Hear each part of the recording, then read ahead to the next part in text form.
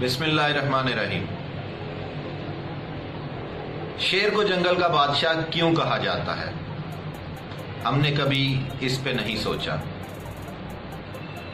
اگر ہم سمجھتے ہیں کہ کیا شیر سب سے زیادہ طاقتور ہے تو ہم غلط ہیں۔ طاقت میں تو ہاتھی سب سے زیادہ ہے۔ اگر ہم سمجھتے ہیں کہ کیا شیر سب سے زیادہ دراز قد ہے تو وہ تو زرافہ ہے۔ اگر ہم سمجھتے ہیں کہ شیر سب سے زیادہ چال باز ہے وہ تو لومڑی ہے۔ اور اگر ہم یہ سمجھتے ہیں کہ شیر سب سے زیادہ تیز بھاگتا ہے تو ہم یقیناً غلط ہیں، وہ تو چیتا ہے۔ تو پھر شیر جنگل کا بادشاہ کیوں ہے؟ پھر شیر لیڈر کیوں ہے؟ ہم نے کبھی اس پہ سوچا نہیں۔ شیر لیڈر اس لیے ہے کیونکہ وہ ہار نہیں مانتا۔ شیر کو بادشاہ اس لیے کہا جاتا ہے کیونکہ وہ حکومت کرتا ہے۔ شیر کنگ کیوں ہے؟ کیونکہ وہ کبھی پیچھے نہیں ہٹتا۔ وہ ہر اپرچونٹی کو اویل کرتا ہے۔ وہ رسک لیتا ہے، وہ رسک لینا جانتا ہے۔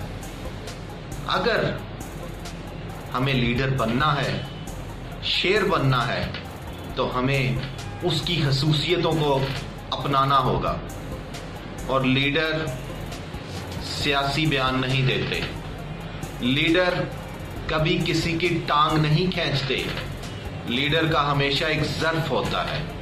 لیڈر اپنے قول و قرار کا پکا ہوتا ہے، اور لیڈر جو کہتا ہے اس کا پہرا دیتا ہے۔ تو یاد رکھیے گا کہ اس ریاست کا بادشاہ بننے کے لیے آپ کو شیر کی طرح لیڈر بننا ہوگا، شیر کی طرح دوڑنا ہوگا، شیر کی طرح سوچنا ہوگا، شیر کی طرح رسک لینے ہوں گے، اور شیر کی طرح اپرچونٹیز کو اویل کرنا پڑے گا۔